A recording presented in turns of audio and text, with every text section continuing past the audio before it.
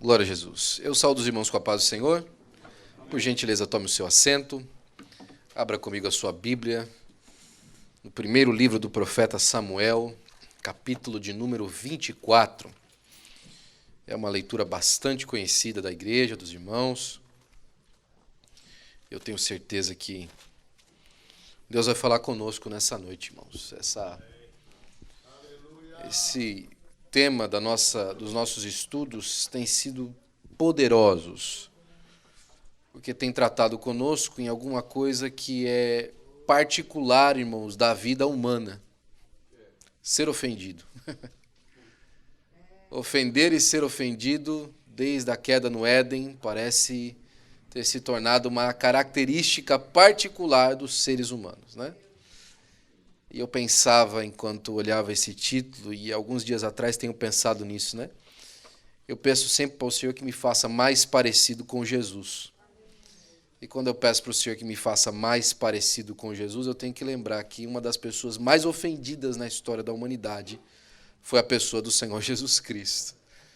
Quem melhor soube lidar em toda a história com a questão da ofensa foi a pessoa do nosso Salvador. Então ele tem muito para ensinar para nós a respeito de ser ofendido sem ofender, em nome do Senhor Jesus Cristo. Amém? Agradeço a oportunidade ao nosso pastor Joel, na pessoa do pastor Ismael, que nos dá a séria oportunidade de estar aqui nessa noite, ao nosso Senhor Jesus Cristo, por ter mais uma vez nos brindado com mais um dia de vida, nos dando a graça de estarmos aqui nessa noite. Capítulo 24 do primeiro livro de Samuel. Nós vamos ler alguns versículos. O nosso estudo fala apenas de um versículo, mas para darmos contexto à história, por favor, bear with me. Vamos ler o capítulo inteiro, ok? E sucedeu que, voltando Saul de perseguir os filisteus, lhe anunciaram, dizendo: Eis que Davi está no deserto de En-Gedi. Lembra, nós acabamos de ler esse nome agora, alguns minutinhos atrás, no livro de Cantares de Salomão, falando que era um lugar onde havia que existia flores, existia aromas. Nessa época aqui, ele era um deserto, né? Davi estava lá. E versículo 2. Então tomou Saul 3.000 homens escolhidos de todo Israel e foi em busca de Davi e de seus homens até os cumes das penhas das cabras monteses. Só para contexto, de novo, enquanto lemos, Davi, nessa época, tinha por volta de 400 homens valentes. Está lá em 1 Samuel, capítulo 22. Okay? Depois cresceu um pouquinho o bando dele, ficaram em 600 homens. Então, para perseguir esses 400 homens e Davi, Saul tomou 3.000 homens escolhidos dentro do exército de Israel. Vamos lá? E chegou a uns currais de ovelhas no caminho onde estava uma caverna, e entrou nela Saul a cobrir os seus pés. E Davi e os seus homens estavam ao lado da caverna.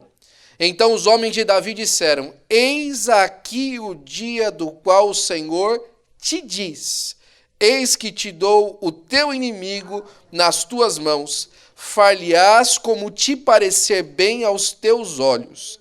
E levantou-se Davi e mansamente cortou a orla do manto de Saul. Sucedeu, porém, depois, o coração doeu a Davi por ter cortado a orla do manto de Saul. Preste atenção no que os homens falaram. Olha, Deus entregou Saul na sua mão, não para que você matasse ele, para que fizesse com ele o que parecer bem aos seus olhos. Né? O que parece bem aos nossos olhos fazer com algum inimigo algumas vezes, né? Mas aí Davi cortou a orla e ficou chateado. Aí continua. E disse aos seus homens: O Senhor me guarde de que eu faça tal coisa ao meu senhor, ao ungido do Senhor, estendendo a minha mão contra ele, pois é o ungido do Senhor. E com estas palavras Davi conteve os seus homens e não lhes permitiu que se levantassem contra Saul. E Saul se levantou da caverna e prosseguiu o seu caminho. Depois também Davi se levantou e saiu da caverna e gritou de trás de Saul, dizendo: Rei, meu senhor. E olhando Saul para trás, Davi se inclinou com o rosto em terra e se prostrou. E disse Davi a Saul: Por que dás tu ouvido às palavras dos homens que dizem, eis que Davi procura o teu mal? Eis que este dia os teus olhos viram que o Senhor hoje te pôs nas minhas mãos nesta caverna, e alguns disseram que te matasse. Porém a minha mão te poupou, porque disse, não estenderei a minha mão contra o meu Senhor, pois é ungido do Senhor. Olha, pois, meu pai, vê aqui a orla do teu manto na minha mão, porque cortando-te eu a orla do manto, te não matei. Adverte, pois, e vê que não há na minha mão nem mal, nem prevaricação nenhuma, e nem pequei contra ti. Porém tu andas à caça da minha vida para me atirares. Julgue o Senhor entre mim e ti, e vingue-me o Senhor de ti, porém a minha mão não será contra ti. Como diz o provérbio dos antigos, dos ímpios procede a impiedade, porém a minha mão não será contra ti. Após quem saiu o rei de Israel? A quem persegues? A um cão morto? A uma pulga? O Senhor, porém, será juiz, e julgará entre mim e ti, e verá e advogará a minha causa, e me defenderá da tua mão. E sucedeu que, acabando Davi de falar a Saul todas essas palavras, disse Saul, é esta a tua voz, meu filho Davi? Então Saul alçou a sua voz e chorou, e disse a Davi, mais justo és do que eu, pois tu me recompensaste com bem, e eu te recompensei com mal. Tu me mostraste hoje que usaste comigo bem, pois o Senhor me tinha posto em tuas mãos, e tu não me mataste. Porque quem há aqui, encontrando o seu inimigo, o deixaria ir por bom caminho? O Senhor, pois, te pague com bem pelo que hoje fizeste. Agora, pois, eis que bem sei que certamente hás de reinar, e que o reino de Israel há de ser firme na tua mão. Portanto, agora jura-me pelo Senhor, que não desraigarás a minha semente depois de mim, nem desfarás o meu nome da casa do meu pai. Então jurou Davi a Saul, e foi Saul para a sua casa. Porém, Davi e os seus homens subiram ao lugar forte. Amém. Que capítulo fantástico.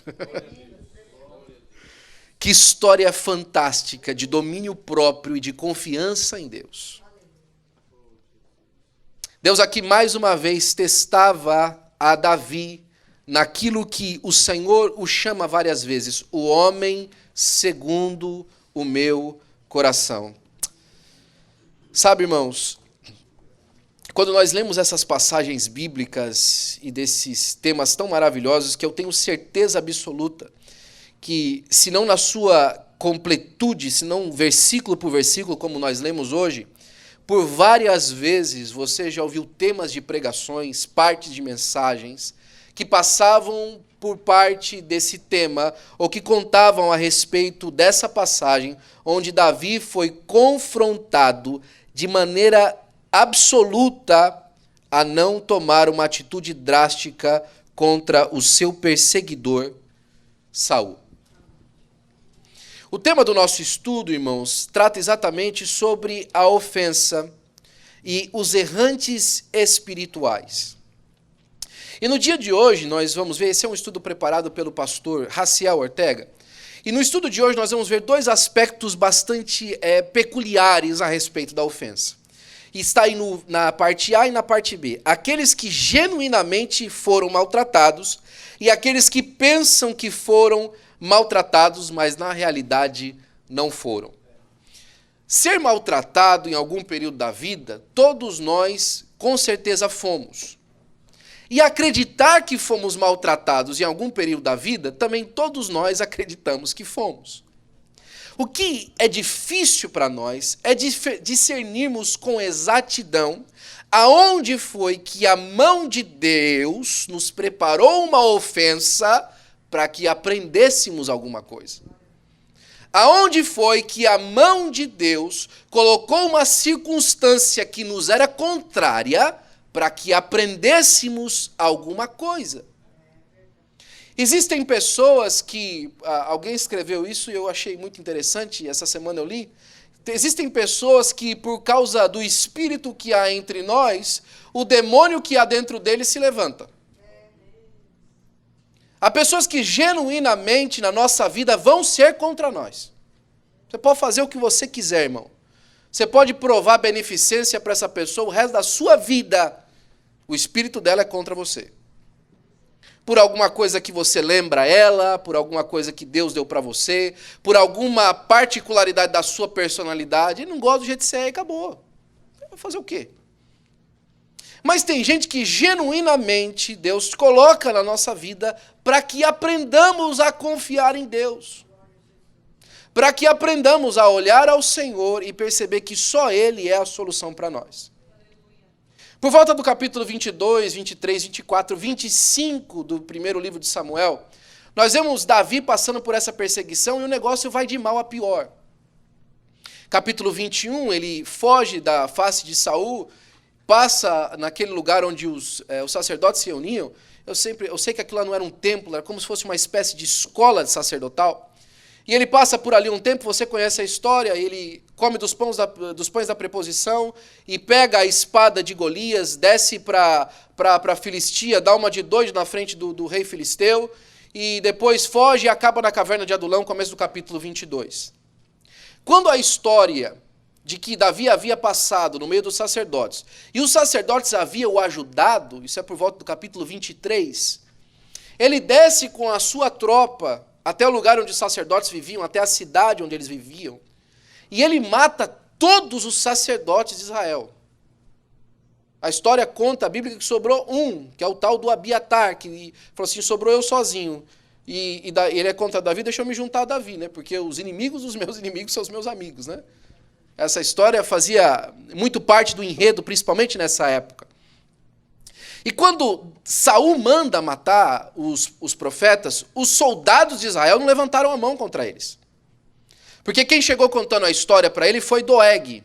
Doeg era o boieiro de Saul. Ele viu Davi passando por lá e falou assim, olha, eu vou contar para o rei isso aí, que isso é interessante. Tem gente, irmão, que acha interessante a sua vida em problema. E ele sempre conta para alguém. Acha interessante quando você está passando por um problema. Acha interessante quando você está passando por uma luta. Doeg era esse sujeito. Ele pegou, levantou, ele não era israelita mesmo, ele era de uma outra nação que vivia lá na região. Ele se levanta, vai até Saul, conta, Saul desce com os seus homens. E os seus homens não ousaram levantar a espada contra os sacerdotes. Sabe quem matou os sacerdotes? O Doeg. Doeg matou todos os sacerdotes, só sobrou Abiatar. E nessa época, Davi escreve o Salmo 17. E o Salmo 17 fala assim, Senhor, ouve a justiça. E no Salmo 17 fala assim, Senhor, dá ouvidos à razão. Você já passou por alguma vez um momento da sua vida que você falou assim, Senhor, olha o que é certo, para Deus olhar o que é certo? Pedindo para Deus já não vê o que é certo a todo tempo? Já passou alguma circunstância na sua vida que a mentira tem uma voz tão alta que você fica com medo de Deus ouvir? Será que Deus vai... Tanta gente falando a mesma coisa, Deus vai se convencer. É claro que isso é uma meninice nossa.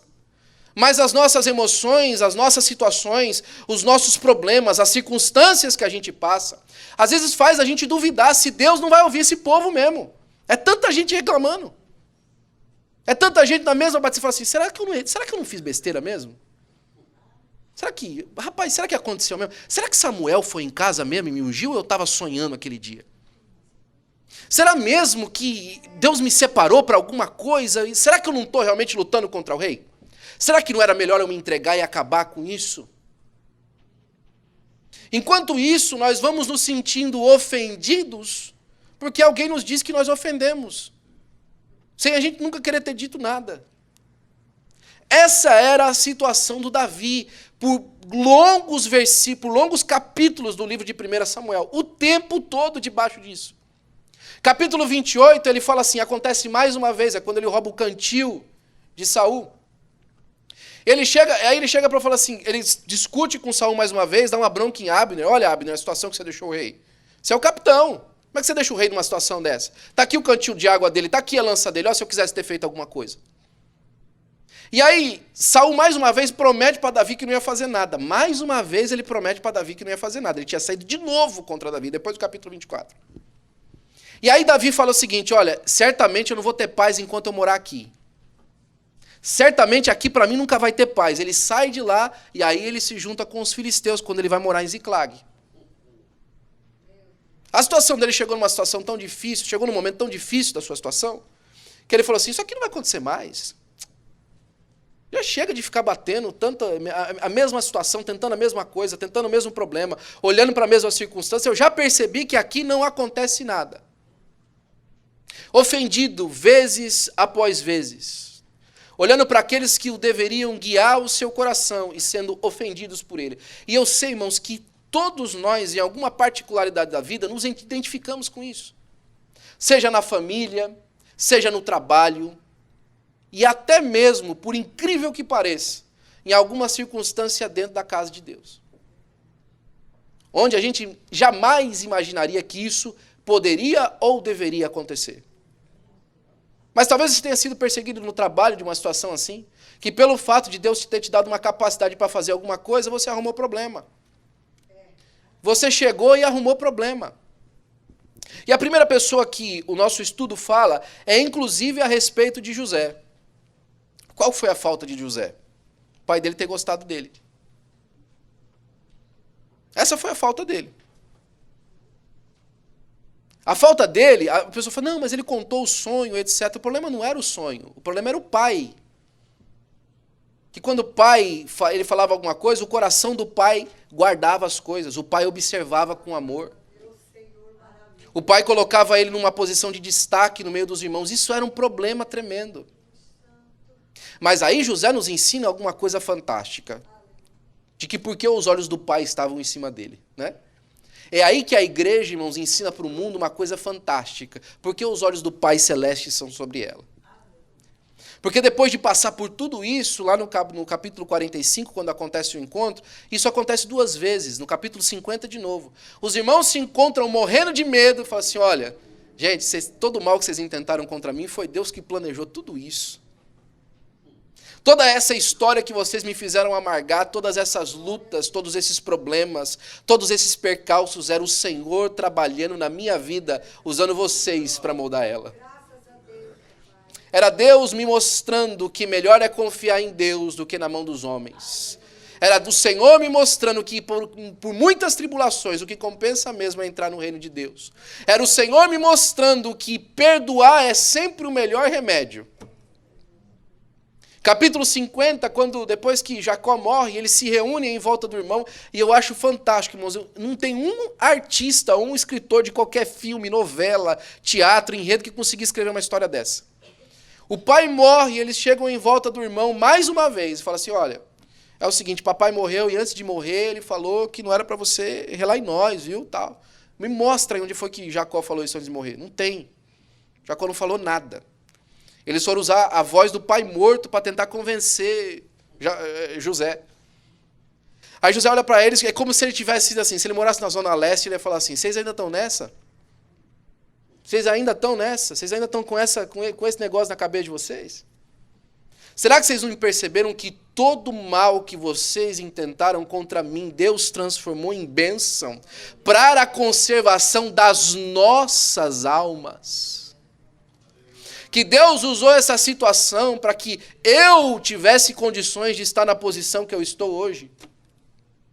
Que, na verdade, enquanto vocês me traíram e me mandaram como escravo, Deus estava usando aquela escravidão para me colocar no passo de me transformar em governador. O problema é que a gente quer dormir escravo e acordar governador. Sem ter digerido as ofensas. Sem ter degustado elas pelo gosto amargo que elas realmente têm. Porque quem fala que traição não tem gosto amargo, irmãos, não experimentou ainda. Ou não foi traído na extensão de que talvez o Senhor queira te experimentar, ou queira te fazer entender que o gosto da vitória tem um sabor especial, porque você sentiu o amargor da traição. Olha, eu fico pensando, isso me chama muita atenção na palavra de Deus. Eu fico imaginando se o Senhor Jesus Cristo tivesse escolhido um outro caminho, que não tivesse sido a cruz, se ele tivesse preferido passar por outra situação. Porque é o seguinte, irmão, ser libertado na frente de Pilatos ia ser demais, né? Se ele tivesse convencido Pilatos a libertar ele, ia ser uma coisa fantástica, não ia? Se ele tivesse, depois da chibatada, voltado para sua casa e aparecido pregando de novo, ia ser fantástico também, não ia? Se ele tivesse buscado alguma outra maneira de fazer, ia ser bonito, irmãos. Agora, aparecer vivo depois de 3 dias de morto, aparecer mostrando as marcas, falar assim, sou eu mesmo que morri mesmo. É uma vitória que ninguém tira. É uma vitória que ninguém desmonta. É uma vitória que ninguém desbanca. Então entenda que às vezes quanto mais dificultoso o momento da ofensa, maior é a oportunidade que Deus está te dando de perdoar em nome de Jesus. Ele está te ensinando a perdoar. Tem um outro tipo de traição aqui, é o segundo tópico. Está escrito assim, uma coisa é ser rejeitado e prejudicado por irmão, outra bem diferente é ser rejeitado por um pai. Quando falo de pais, não estou me referindo apenas aos pais biológicos, mas a qualquer líder que Deus nos deu, a qualquer pessoa que Deus colocou sobre nós, que nós temos uma consideração ou um relacionamento de filhos para pais.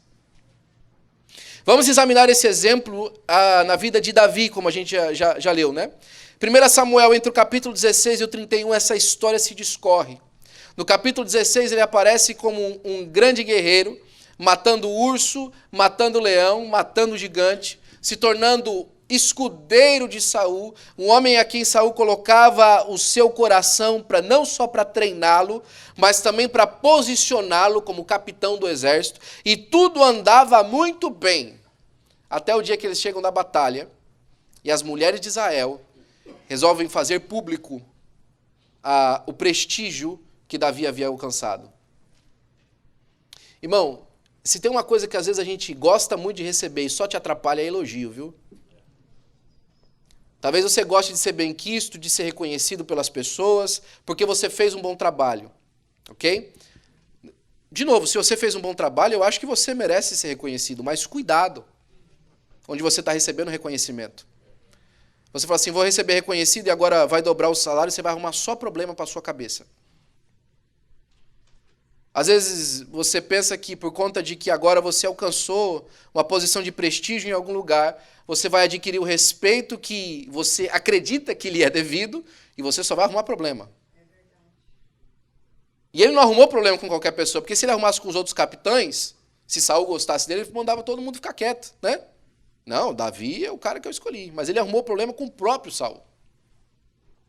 Com o próprio que considerava que antes dele não podia ter nenhum. Que antes dele não poderia aparecer ninguém. Isso deixou Saul enfurecido. Porque elas cantavam assim, Saul matou os seus milhares e Davi os seus 10 milhares. Isso prova para nós também, irmãos, que existem muitas canções na Bíblia. E quando essas canções desse período não estão nos Salmos, é porque tinha algum problema com elas. Esse é o caso. Essa era uma canção que não louvava a Deus, louvava o homem. Cuidado. Quando o louvor que fazem a você não refere àquilo que Deus faz em você. Olha, parabéns, viu, Davi? Você é o cara. Não faz isso. Vocês não sabem o problema que vocês estão me arrumando. Sem querer, ele acabou num problema muito grande, porque Saul colocou os olhos sobre ele de tal forma que não era positiva mais. Pouco depois dessa passagem, diz que eles estavam comemorando uma festa e Davi sentou no cantinho para tocar a harpa quietinho. E diz que Saul entrou dentro do lugar onde eles estavam festejando, olhou ele num canto, pegou uma lança e tentou matar ele. Do nada. Se é um espírito mal da parte do Senhor, ele olhou para ele e falou, não, eu vou matar você hoje. Por quê? Ciúme. Ofendido pela vida que a pessoa representava. A Bíblia diz que Saul odiava Davi porque sabia que Deus estava com ele. Ele odiava Davi porque Deus está com ele, ele vai ser bem sucedido e eu não gosto dele por causa disso. Mas por que foi Deus que... Eu não quero saber. Eu não sei te explicar. Eu não sei, é o jeito dele. Eu não sei falar, eu não sei o que é. É alguma coisa nele, eu não sei o que é. Eu não sei. É Deus da vida. Não suporta. Tem gente que conta, já contaram para mim, pessoas que arrumaram problemas no trabalho, irmão, simplesmente por estarem lá. E quando ela falou, se identificou como era crente, as pessoas descobriram porque a odiava. Porque é crente. Porque está aqui no nosso meio e tem problema. De novo, o espírito na vida dela é contra os nossos demônios. Nós estamos com um problema com essa pessoa. E arruma problema até que a pessoa seja destruída ou desista, de estar lá. O que estava acontecendo, Davi perguntava. A promessa estava se cumprindo e agora tudo desmoronava. O homem que é meu mentor está tramando matar-me. O que eu vou fazer? Saul é o servo ungido de Deus. Com ele contra mim, que chance eu tenho? Davi sabia muito bem qual era a sua circunstância diante do Saul. Que chance eu tenho contra o rei? Ele até se chama no capítulo 24, a gente acabou de ler. Por que o rei de Israel saiu contra um cão morto, irmãos? Agora é importante porque o do cão morto. O cão naquela época não era animal doméstico. Cão era um problema. Os cães naquela época, muitos deles eram selvagens. E eles saíam matando menino pequeno que estava no meio da rua, eles matavam as crianças. Eles matavam os velhos sentados na frente da casa, o velho marcava, estava dormindo, ia lá e matava os velhinhos. Cachorro era um problema. E ele fala assim, eu não sou só um cachorro, eu sou um cachorro morto. Sabe o que significa? Fala assim, olha, durante minha vida toda eu só dei problema. E agora morto, para que eu presto? A não ser uma memória ruim. Eu sou um cão morto. Minha vida inteira eu não prestei para nada. E agora morto eu só fedo. Só causo mau cheiro. Olha o nível, ele entendia quem que era o rei. E isso passava pelo coração dele. Ele falou, o que eu fiz? Ele é o rei, o homem que Deus, sobre a nação de Deus, porque o Senhor está permitindo que isso aconteça. Saul perseguiu Davi de deserto em deserto, de caverna em caverna, acompanhado de 3.000 dos maiores guerreiros de Israel. Eles tinham um propósito, destruir Davi. Deus só não permitiu, mas planejou tudo isso. Porque Davi teve o favor do rei, abruptamente o perdeu. Esta era a oportunidade para Davi ficar ofendido, não só com Saul, mas com Deus também. Então todas as perguntas que ficavam sem resposta aumentavam. A tentação de questionar a sabedoria e o plano de Deus só aumentavam. Por que Deus me deixou passar por isso? Eu só fiz bem nessa empresa, eu só fiz bem nessa família, eu só tratei de andar direito. Eu lembro de uma história de uma pessoa que nós ganhamos para o Senhor Jesus Cristo aqui na nossa igreja. E ela, quando veio para o Senhor Jesus Cristo, ela falou assim, do dia que eu aceitei Jesus, minha vida virou do avesso. Minha mãe nunca arrumou problema comigo, agora tá. Meu namorado não quer mais saber de mim. Eu só arrumo problema para minha cabeça. O que aconteceu? Não era para estar acontecendo o contrário? Questionando a sabedoria de Deus. Deus me mandou vir para essa terra longe, eu estou aqui trabalhando e as coisas só andam ao contrário. Questionando a sabedoria de Deus. E olha, deixa eu falar uma coisa para você. Questionar a sabedoria de Deus não é só para crente novo, não. Tem gente que conhece Bíblia muito bem, já passou experiências maravilhosas com o Senhor. Mas o Senhor faz passar por uma experiência nova que faz você questionar a sabedoria de Deus. Ou pelo menos tentar a questionar a sabedoria de Deus. Senhor, para que isso? E aí a tendência que nós temos é que no momento onde as lutas se levantam, a gente se coloca numa posição, é todo mundo ímpio, e só tem eu de crente. E aqui que a gente entra no nosso próximo personagem já. Não foi isso que Elias fez? Senhor, é todo mundo ímpio, só sobrou eu. Só tem eu. Só estou aqui sozinho, não tem mais ninguém. Vou fazer o quê? Tem que fugir, né? Porque senão o senhor perde todo o pessoal que o senhor tem para trabalhar para o senhor. Prepotência, né? Se eu não me guardar, Senhor, se eu não me preservar, como é que o senhor vai fazer? Tem um salmo que ele fala assim, Senhor, se eu for para sepultura, haverá louvor a ti? O salmista fala isso. Se eu for para sepultura, haverá louvor ao Senhor? Você sabe, Deus aparece para Elias e fala assim, olha, Elias, você vai fazer assim, você vai consagrar o rei tal lá no norte, você vai consagrar esse tal rei aqui nessa outra nação, você vai colocar Eliseu no seu lugar. Você vai ungir Eliseu no seu lugar. Deus não começa pela resposta daquilo que ele estava falando, Deus começa por outra resposta. Deus dá para ele uma última missão. E aí parece que, eu fico imaginando isso, parece que está falando no telefone, né? Não, mas peraí, só mais uma coisinha antes de você desligar. É o seguinte, eu tenho 7.000 ainda que não se dobrou, tá bom? Tchau. E o 7.000 é muito interessante, só para a gente perceber. 7.000, os números na Bíblia, irmãos, representam muito mais do que só um número. Ok? 7.000, né? 7.000, tinha lá 1, 2, 3, 4, 5, 6, 7. Claro que tinha 7.000 e podia ter mais. Mas os números na Bíblia são indicadores do que Deus está falando. Por exemplo, o número 1.000 é sempre um número de exagero. Não exagero porque é muito, mas assim, muita coisa. É 1.000, é muita coisa, é muita gente, é 1.000. Né? E o 7 é o número que representa a completude e perfeição. O que Deus falava para Elias não era simplesmente um número 7.000. Ele falou assim, Elias, eu tenho gente suficiente para fazer muitas vezes o que eu quiser de maneira completa. Eu tenho gente suficiente para fazer o meu plano acontecer quantas vezes eu quiser. Eu tenho 7.000 que não se dobraram. Eu tenho gente suficiente que não se dobrou para cumprir o meu propósito quantas vezes eu quiser. Esse é o grande engano do ofendido. Esse é o grande engano que o ofendido cai. Ele acha que ele tem... como é que a gente... quando tem uma empresa só fazendo aquilo? Exclusividade, mas tem um outro nome também. O monopólio. O ofendido acha que ele tem um monopólio do cumprimento da promessa de Deus. A promessa de Deus só pode se cumprir através da vida dele e na circunstância que ele considera. E aí ele cai num ciclo, ele cai num problema que ele não consegue enxergar o lugar de saída.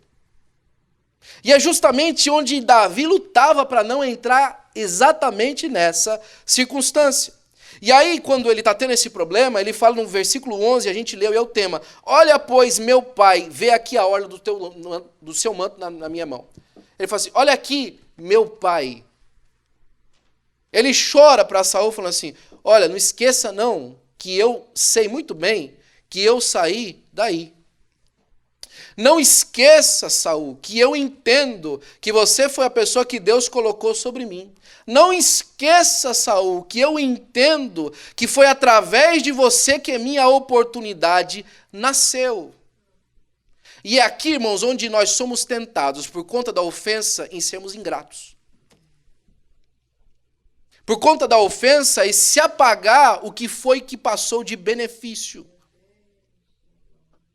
Porque por mais que sejamos ofendidos por alguém que hoje nos odeia, será que nós não conseguimos olhar nenhum benefício que recebemos através desses hoje que nos odeiam? Ou desses que por algum tempo nos odiou? Eu sei que você já passou por essa situação, talvez no passado, talvez você não passe hoje. Eu sei que você não passa hoje, você passou no passado. Mas Deus traz essa palavra para que você coloque um ponto final nessa situação. Deus quer dar um ponto final para essa situação sua. Por muito tempo você se amarrou odiando esse passado que você viveu. E Deus está te falando assim, foi aí que eu te moldei. Foi aí que eu trabalhei na sua vida para que você fosse o crente que você é hoje na minha presença. É como se Davi falasse assim, veja o meu coração, o rei. Olha só como você sempre foi um pai para mim, um líder. Não me destrua. Existem muitos homens e mulheres no corpo de Cristo que foram traídos e ofendidos pelos seus pais. Sejam na fé, sejam no trabalho, aquela pessoa que te ensinou o trabalho e hoje você tem um problema, um relacionamento horrível com ela. E o problema a situação é tão ruim que você não consegue nem mais estar no mesmo trabalho com a pessoa. Olha para trás, veja como ela foi um pai para você durante muito tempo. Como ela foi a pessoa que Deus usou para te colocar no lugar onde você está hoje. Desfrutar daquilo que Deus te deu hoje. E aqui fala isso aí, né? Em princípio, é muito mais fácil resolver os problemas com as nossas próprias mãos, em vez de descansarmos no Deus justo. Porém, Davi decidiu deixar Deus ser o seu juiz. Essa decisão não vem fácil. Tem problema que é muito mais facilmente resolvido quando a gente coloca a mão. É verdade ou não é? Tem problema que a gente sabe que se a gente colocar a mão, a gente termina 1-2. A gente vai, confronta a pessoa, fala para ela e acabou. Não é? Fala na cara. Por que você fez isso? Por que você me tratou assim? Por que você me colocou nessa situação? Ou então, apaga o telefone da secretária, vai congregar em outro lugar, acabou o problema. Tem questões da vida que são muito mais facilmente resolvidas assim. Só que o resultado e o fruto também são completamente diferentes. O resultado e o fruto também são completamente diferentes. Existe uma história que se conta bastante, história, causos de igreja, né? Diz que uma irmã pulava de igreja em igreja. Toda igreja que ela ia achava um problema. Toda igreja que ela ia achava um problema. Toda igreja que ela ia achava um problema. Ela sempre comentava com aquela mesma pessoa da primeira igreja, né? Ah, não, fiquei 3 meses lá e aí eu descobri que o pessoal era assim, assim, assim. Assim, fui em outra igreja lá, descobri que o pessoal era assim, assim, assim, pulava de igreja em igreja. Aí chegou um dia e falou assim, olha, e aí tá congregando aonde? Eu falei assim, agora eu tô congregando uma igreja perfeita. Faz 2 meses que eu tô lá e a igreja é uma bênção. Aí a pessoa falou assim, sai logo de lá antes que você ache algum problema. Porque, na verdade, o conflito não estava simplesmente nas pessoas em volta. É claro que conflito há em todo lugar que tem gente, irmão, né? Mas também estava em si.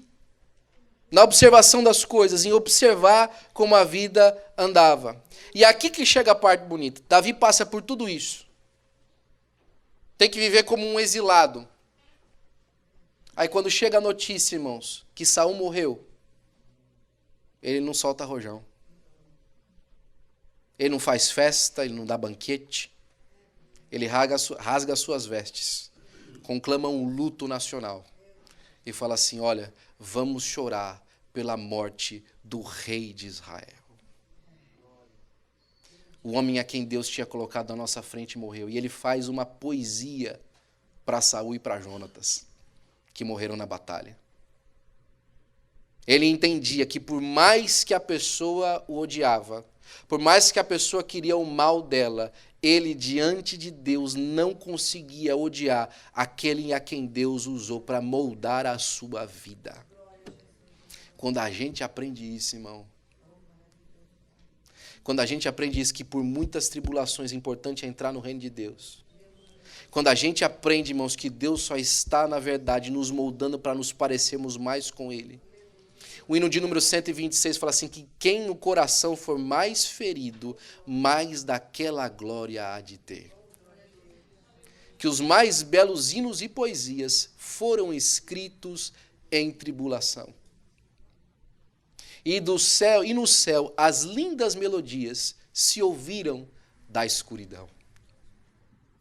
Alguém em um momento de profunda escuridão, de profundo problema, clamou a Deus e escreveu algo como, por exemplo, né? Senhor, se eu fizer a minha cama no Sheol, até lá o Senhor estará comigo. Ou fala assim, quando meu pai e minha mãe me abandonarem, o Senhor me recolherá. Que encontra no meio da adversidade uma maneira de olhar para Deus e falar assim, que Ele nunca me faltou. Eu quero falar assim, Senhor, eu não tenho outro bem além de Ti. Como é que Davi descobriu que ele não tinha outro bem além do Senhor? Porque acabou tudo. Aí ele olhou para cima, mas acabou tudo, não acabou não. O Senhor, meu único bem, continua aqui comigo. Se acabou tudo, eu estou ofendido e completamente dilacerado no coração. Não estou não. Porque o Senhor nunca me faltou e a sua presença esteve comigo sempre. Ainda que Davi ficou sabendo que Saul pretendia matá-lo e recusou a levantar suas mãos contra ele, embora Deus houvesse colocado o exército inteiro para dormir e dado um companheiro que implorava para matar Saul, isso aqui era o Abissai. Abissai queria matar Saul de todo jeito. E ele recebeu que a sua obediência estava sendo testada. Como temos aprendido no nosso seminário de autoridade espiritual, Davi aprendeu o princípio da autoridade. Nada na sua vida era mais importante do que temer, honrar e obedecer a Deus e simultaneamente a autoridade delegada. Eu não vou botar a mão em quem Deus elegeu para alguma coisa. Por mais que todas as circunstâncias estejam na minha mão para isso fazer, eu não vou fazer isso aí. Por mais que os profetas em volta de mim estejam dizendo, olha, Deus colocou na sua mão, é a sua chance, acaba com essa história.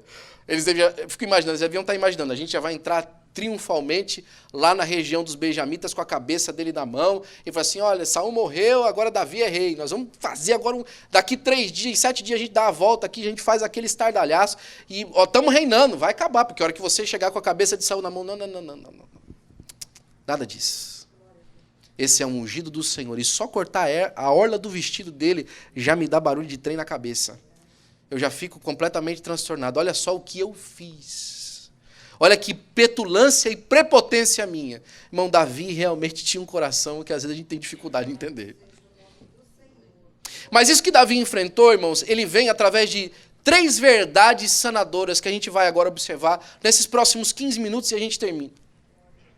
Devemos enfrentar as dificuldades em vez de correr delas. 1 Timóteo, capítulo 6, versículo 12. Atualmente, os homens e mulheres deixam suas igrejas assim que acham algo de errado e muitas vezes por coisas insignificantes. Quantos problemas que as pessoas trazem para nós porque saíram do nosso meio e você fala assim, não acredito que foi por causa disso. Essa foi a gota d'água? Esse foi o problema? Às vezes eu converso, irmãos, com alguns irmãos, e já comentei isso com o nosso pastor, que eu acho que todo mundo tinha que passar pelo som da igreja, irmão. Todo obreiro na sua formação tinha que passar pelo som da igreja, irmão. É o serviço na igreja que mais lhe ensina a humildade, irmão. Porque o som nunca está bom para todo mundo. A gente já ouviu cada coisa no som, já faz muito tempo, então a gente pode contar, né? Uma vez uma irmã passou por mim e falou assim, você só coloca efeito na voz quando a gente de fora que canta. Sério, você acha que eu penso nisso na hora de fazer o som na igreja? Ou coisa do tipo, né? Você aumenta naquela caixa lá do lado só porque eu estou sentado lá. Sério mesmo? Você acha que eu penso nisso? Olha, o fulano de tal sentou lá, vou aumentar o som. E o problema é que você não tem como responder a pessoa, não importa a resposta que você dê. Fala, não, irmão, não foi isso que eu fiz. Cínico. Mentiroso. Não tem questão, você chega mais cedo e dá problema nas coisas. Vai, o pessoal não se prepara para o culto aí. Não se prepara para o culto, faz as coisas tudo de qualquer jeito. Às vezes falta um microfone, olha lá. Tirou meu microfone porque sabia que eu ia cantar. Acontece. Acontece, já aconteceu. Então são trabalhos, irmãos, que nos ensinam, não somente esse, o diaconato também é bem parecido com isso. Né? Os irmãos diáconos, não tem lugar para mim sentar, ninguém veio aqui me ver. São trabalhos, irmãos, que nos ensinam a igreja de fazer o serviço pelo serviço. De servir a Deus por causa do Senhor, porque nada mais vale a pena a não ser o Senhor naquele dia. Nada mais. Eu conto para você de testemunho próprio, quantas santas ceias, que no sábado nós estamos aqui, eu chegava na igreja meio-dia, e o meu culto de santa ceia era entrar nessa igreja, me ajoelhar com a igreja ainda toda apagada, ao meio-dia, logo depois que acabava o ciclo de oração, e orar a Deus, falar em língua estranha e chorar, e o meu culto acabou ali pro resto do dia, porque o resto do dia era só problema. Era só uma correria aqui, tinha que fazer um negócio, imprimir não sei o que, dava problema na internet, e subir em cima no seu gol, e consertar a câmera e consertar som. O culto inteiro. Eu posso contar isso para você hoje, mas naquela época, se eu abrisse a minha boca, naqueles dias, quando nós estávamos sendo testados pelo Senhor, quantas vezes não senti vontade de falar assim, eu vou falar com o chefe hoje, eu não volto mais não. Eu não volto mais não. Quantas vezes eu pedi para ele, falei, pastor, me tira de lá, pelo amor de Deus. Não posso tirar de lá não, você precisa de fazer esse serviço aí. E a partir desse momento, o Senhor foi nos ensinando a sermos ofendidos, irmãos. A ter o coração preparado para entender que nem sempre a pessoa está dizendo aquilo que realmente você está ouvindo. Que nem sempre é o que a boca dela está falando, é o que o Senhor está lhe ensinando. Seja fiel a Deus. Seja fiel ao que o Senhor lhe colocou nas mãos para fazer. Seja fiel ao propósito pelo qual Deus levantou você. Pare de ouvir a voz das outras pessoas que te dizem alguma coisa para te machucar e ouça a voz do Senhor que diz, eu sou contigo todos os dias até a consumação do século. Coisas insignificantes. Já pensou, irmão, se você me encontrasse na rua hoje e eu contasse para você que saí aqui da igreja porque alguém brigou comigo no som? Você fala assim, que rapaz menino. Negócio por causa de um probleminha de som, irmão. Naquele dia era uma faca no coração. Era um problema tão grande, inalcançável, impossível de se resolver. Me deram uma bronca porque o retorno não estava bom. Que coisa vergonhosa para mim. Naquele dia. Mas a partir de ofensa após ofensa, o Senhor me ensinou a confiar nele e me mostrou que nós estávamos todos sendo moldados para a glória de Deus. Quando não enfrentamos esses conflitos diretamente, há uma grande oportunidade de sairmos de lá ofendidos. Muitas vezes dizemos que o nosso ministério profético não foi bem recebido. Ah, não me receberam bem aqui na igreja. Ah, não quiseram dar todas as oportunidades que eu queria para poder servir a Deus. Talvez o que você queria não foi lhe dado, mas foi lhe dada a oportunidade, que você não quis. Quantas vezes foram nos dadas oportunidades que nós não quisemos, porque isso eu não faço. Aí eu não ponho a mão. Nesse trabalho eu não coopero. Com essa pessoa eu não participo. Dessa liderança eu não me coloco debaixo. Fulano de tal não tem condições de me ensinar alguma coisa. Oportunidade foi lhe dado. Talvez não da maneira profética como você achava que você deveria ser cuidado. Aí o escritor desse texto, que é de um livro que chama A Isca de Satanás, fala assim, ó: esta é a forma de que se deve sair da igreja. Saireis com alegria e em paz sereis guiados. Você não pode sair da igreja de qualquer outro jeito que não seja esse. E eu sei que talvez algum dia da sua vida você já tenha saído diferente dassim. Eu já saí. Eu já saí alguns dias desses causos que eu contei para os irmãos, que eu falei assim, olha, eu não estou com alegria nenhuma, eu não fui para a igreja hoje, eu precisava de outro culto. Por causa das circunstâncias que aparecem, ou você sai de alguma reunião que você foi profundamente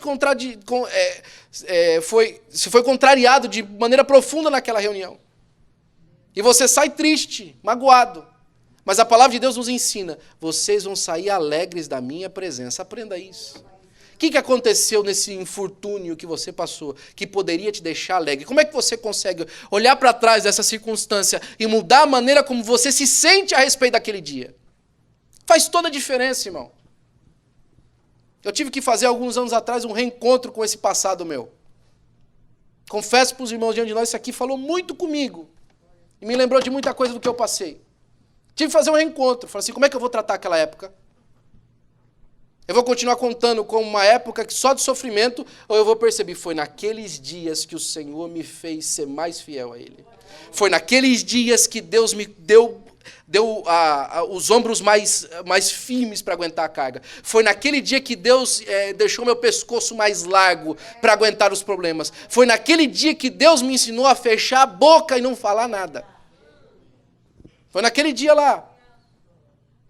Porque certamente eu não teria condições de fazer as coisas que o Senhor me deu a oportunidade para fazer hoje, se eu não tivesse passado por isso naqueles dias para a glória do seu nome.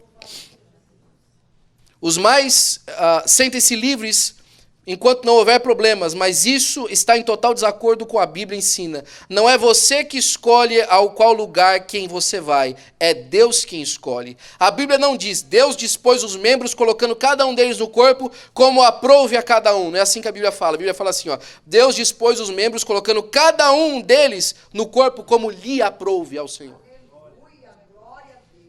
Já pensou, irmão, se na igreja todo mundo fizesse da maneira como gostaria de servir? Bagunça que ia ser? O púlpito ia estar cheio. Ou talvez não, dependendo da época que se vive. Ou talvez assim, não quero me comprometer com o púlpito. Porque essa é a nova também agora, né? Ninguém mais quer se comprometer. Muita gente não quer se comprometer. Ninguém não, muita gente. Mas se você resistir mesmo em meio a um grande conflito, isso acabará com os planos do diabo. Resistir ao diabo e ele fugirá de vós. Se você resiste, irmãos, não deixando que o seu coração seja ofendido, sabe o que vai acontecer? Aquilo vai deixar de ser uma ofensa para você. Aquilo vai deixar de ser um problema para você. Tenha prazer na palavra de Deus. E aqui, Salmo 119, versículo 165, eu marquei um outro versículo nesse mesmo Salmo, que esse versículo, o dia que eu li, eu comecei a chorar espontaneamente. Por conta que me fez lembrar de muitos momentos da vida, e eu tenho certeza que vai fazer você lembrar. E ele fala assim, versículo 92, se a tua lei não fora toda a minha alegria, há muito eu teria perecido na minha angústia. Se eu não tivesse encontrado nos dias dos problemas conforto na palavra de Deus, ouvido o Senhor falar comigo, confirmar promessas através da sua palavra, eu já tinha desistido faz tempo. Eu já tinha parado com esse negócio de crente muito tempo atrás. Para quê? Mas aí, quando eu estava passando por um problema, eu abri a sua palavra. E aí Deus falou assim, olha, meu filho, eu te escolhi. Eu coloquei você por profeta das nações e vai chegar. Olha, fui eu que te dei a oportunidade. Fica aí firme. Sede firmes e constantes, sempre abundantes na obra do Senhor. Eu já contei esse testemunho outra vez. Uma vez a gente estava passando por um problema muito grave nos jovens. Eu fui ofendido de uma forma muito boba hoje, olhando para trás. Mas aquilo me machucou profundamente. Eu fui orar. Eu fui orar e falei assim, Senhor, tem misericórdia de mim, me dá um sinal, Senhor. Tem misericórdia de mim, me dá um sinal. Clamando a Deus, chorando. Me sentindo profundamente desprezado por uma situação que havia acontecido. Eu, pessoalmente. Sabe o que às vezes eu fico maravilhado? O que Deus tem a ver com isso? Que eu estou me sentindo desprezado. Mas sabe qual que é o maravilhoso, irmãos? É que Deus se importa e atende. Deus se importa e responde. E eu orando a Deus, Senhor, me dá um sinal, fala alguma coisa, 40 minutos, a mesma oração, 3 palavras. Senhor, tem misericórdia de mim, me dá um sinal, tem misericórdia de mim, mas mesma coisa. Depois de 40 minutos, Deus falou no meu coração, Salmo 124, versículo 3 e 4. Eu nunca tinha lido o Salmo 124. Abriu o Salmo 124, estava escrito assim, assim como a serva espera pela mão da sua senhora, e o servo espera pela mão do seu senhor, assim a minha alma espera em ti, ó Deus, até que tenha misericórdia de mim. Tem misericórdia de mim, Senhor, tem misericórdia de mim, pois a minha alma se faz afaz de desprezo. Deus não resolveu o problema aquele dia, mas eu tive certeza absoluta que o Deus a quem estava clamando ouvia a minha voz e sabia exatamente pelo que eu estava passando. Se a tua lei não tivera sido toda a minha alegria, há muito eu teria perecido na minha angústia. Ache conforto na palavra de Deus, ache conforto no Senhor, tenha prazer na sua palavra. Plantados na casa do Senhor, florescerão nos átrios do Senhor. Lá embaixo, quando você sai do lugar escolhido por Deus, suas raízes atrofiam. Na próxima vez será mais fácil fugir da adversidade, porque você impediu que as raízes se aprofundassem. Chegará um momento em que você não terá força para enfrentar a adversidade ou a perseguição, porque as raízes estarão atrofiadas. Rapidamente para você perceber, muita gente gosta muito daquele versículo, né? Senhor, eu sou como a serva que brama pelas águas. Quando a Bíblia compara a vida animal e a vida vegetal nos Salmos, a vida vegetal ganha de disparada. Porque o servo está bramando por água porque está com sede longe do Senhor. Mas na árvore plantada pelo Senhor, ela está à beira do ribeiro e as folhas dela são verdes. Ela está à beira do ribeiro e tem fruto na sua estação certa. O servo está bramando por água, está com sede, está longe. Está clamando pelo Senhor. Mas a árvore está plantada no mesmo lugar onde Deus pôs, e lá não falta nada. Você já parou para pensar nisso? É tão bonito o servo que clama pelo Senhor, não é? Agora, a árvore está muda, quietinha, só recebendo da seiva e do Senhor. A árvore vem o vento, tenta derrubar, mas ela está lá no mesmo lugar, sem se mover, sem ter problema. O fruto dela está aparecendo. É muito melhor, irmão, ser uma árvore plantada do que um servo que sai por aí pulando de lugar em lugar e fica com sede porque ficou longe. Ele tem que clamar pelo Senhor. O bom é que o Senhor ouve. O bom é que o Senhor vem. E é bom que o Senhor sabe para a glória do seu nome.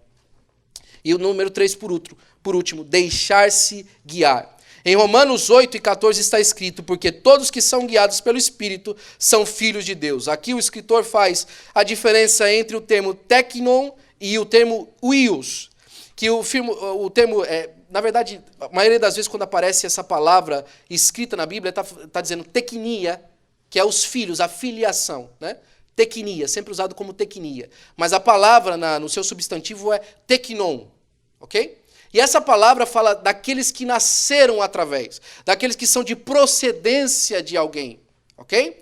Então, de procedência genética de alguém, da teknia de alguém, nós somos filhos aí de diversos pais diferentes e mães diferentes. Mas o ius é aquele que se identifica com o pai, que tem identificação com a família. Então alguém pode nascer e nunca se identificar com a família que tem. Você já viu alguma vez alguém falando assim, nossa, você é muito diferente do resto da sua família. Nossa, você não parece nada com os seus pais. Nossa, você não parece nada com o pessoal da sua casa. Uma vez eu passei por uma vergonha tão grande porque eu era teknia de crente, mas não era uius, né? Eu não era filho no sentido de ter amadurecido. Eu contei para uma moça uma vez no Brasil que eu ia para o culto no domingo. Eu estava tentando conversar com ela por outros motivos, mas eu tentei falar com ela que eu estava indo no culto domingo. Ela falou assim, que igreja você vai? Eu falei assim, eu vou na Assembleia de Deus. Ela, para. Vai nada? Que briga com isso aí não, hein, meu? Negócio de Assembleia de Deus é coisa séria. Eu falei, não, eu vou na igreja. Não vai, não, desse jeito? Não vai. Se identifica na palavra, mas a postura não parece. Se identifica naquilo que você diz, mas a postura e a conduta não parece. Eu fico deslumbrado com Pedro, eu conversava com o pastor Cássio esses dias atrás a respeito de Pedro, né? Pedro teve que negar Jesus 3 vezes e mesmo assim eles não acreditaram que Pedro não andava com Jesus. Pedro negou 3 vezes e mesmo assim eles não acreditaram que Pedro não andava com Jesus. Por quê? Porque tudo dele parecia com Jesus. Tem gente jurando de pé junto que anda com Jesus, mas tudo na vida dele nega. Porque ele ainda não cresceu para ser filho de Deus, que são guiados pelo Espírito. A conduta dele não parece com um filho de Deus. E aqui a grande diferença, que faz a gente parecer mais com Davi e menos com Saul. Que faz a gente deixar de sair com 3.000 homens para ir contra o nosso adversário. Mas em vez disso, quando o nosso adversário que quer ser rei no nosso lugar se levanta, ele pega todo o pessoal dele e agora sai da cidade. Lembra quando Absalão veio contra ele? O próprio filho o ofendendo? Ele não tratou o filho como foi tratado por Saul. Tirou todo o seu entourage, né? Tirou toda a sua corte. Vamos todos embora daqui, porque eu não quero batalhar com ninguém. Deixa aí. Porque aprendeu, irmãos, que o Senhor é quem julga as nossas causas e por isso nós não nos precisamos nos manter ofendidos por ninguém. Terminando. Em Números capítulo 22 encontramos por essa última história de Balaão.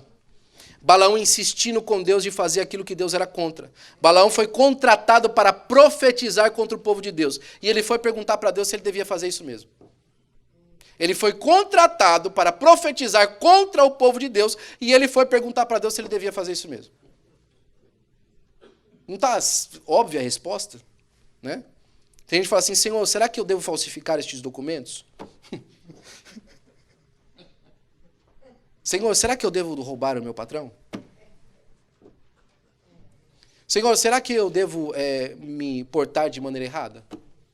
Senhor, será que eu cometo adultério no meu casamento? Senhor, será que eu deixo de cumprir as minhas obrigações diante do Senhor? Não faz sentido, não é? Pois é, Balaão foi fazer isso. Foi perguntar para Deus se ele devia profetizar contra o povo ou não. E aí, obviamente, Deus falou para ele que não, por 2 vezes. Na terceira, ele foi perguntar de novo. Sabe por quê? Porque cada vez que o Balaque vinha falar com ele, aumentava o preço. Mas está dando mais agora dinheiro do que estava dando antes. Será que o senhor mudou de ideia? Será que está compensando o crime agora? Né? Antes era só um triplex, mas agora é a Petrobras. Será que compensa? Será que compensa fazer agora? Até 10 minutos atrás não compensava. De repente o senhor mudou de ideia. De repente o senhor mudou o seu caráter. É bom que Tiago avisou pra gente, né? Que olha, que ele não muda, nem tem sombra de variação, viu? Só para vocês ficarem tranquilos. Ele não muda, nem tem sombra de variação. Não é homem que minta, nem filho do homem para que se arrependa. Ele não vai mudar de ideia naquilo que é padrão dele. E ele pediu por tantas vezes que Deus da última não responde. Ele fala assim, Deus deve ter mudado de ideia e sai. E Deus para ele lá no meio do caminho. E você sabe, a jumenta fala. Ele desiste de profetizar, dá uma palavra bonita que não vai profetizar e tal. Mas aí ele fala assim, olha, já que eu não profetizei contra, eu vou ensinar você como é que faz para eles cair. Olha, eu não vou falsificar esses documentos, mas é assim que faz, ó, tá vendo? Olha, eu não vou roubar o patrão, mas ali um storage não pergunta de onde vem as coisas. Você... Olha, eu não acho, eu jamais adulteraria no meu casamento. Mas se o seu coração está apaixonado por outra pessoa, eu acho que você deve seguir seu coração. Eu jamais faria um negócio desse que você está fazendo. Mas se é isso que está, né? É o Balaão, irmão. Para não perder a amizade, para não perder o patrão, para não perder o companheiro, ele adultera o que Deus mandou ele fazer. Aí depois se sente ofendido. Oh, Deus, o senhor estava bravo assim com essa situação? Balaão terminou morto. E a última referência que aparece dele é em Judas, no único capítulo do livro de Judas, versículo de número 26, acho que 14, se eu não me engano. Ele fala assim, olha, não entre pelo caminho de Coré, nem pelo caminho do Balaão. E fala mais uma pessoa também lá. Não entra por esses 3 caminhos, não. Nem o de Coré, nem o de Datã, nem o de Balaão. Porque todos esses tinham um subterfúgio a servir ao Senhor. Esses aí, que fazem assim, eles são manchas nas festas de vocês. E o Senhor nos ensina, irmãos, que nós podemos enfrentar os gigantes que se levantam para impedir o propósito de Deus. Que nós podemos ser cumpridores da sua vida, não permitindo que a ofensa nos pare. Delicie-se com a palavra do Senhor para que ajude você a dar frutos no lugar onde você foi semeado por Deus e dê a direção da sua vida ao Espírito Santo do Senhor. Enquanto você vai tomando essas pancadas, Deus vai ensinando como Ele é maravilhoso. Última referência, Salmo de número 34. Esse salmo é escrito por Davi quando ele entra na caverna de Adulão, no livro de 1 Samuel, capítulo 22.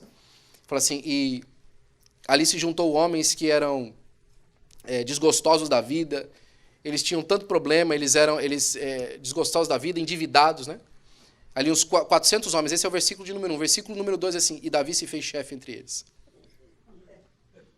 Nesse momento, Davi escreve o Salmo 34. Se tinha alguém para estar desgostoso da vida ali também, era Davi, não era? Fugindo, não era?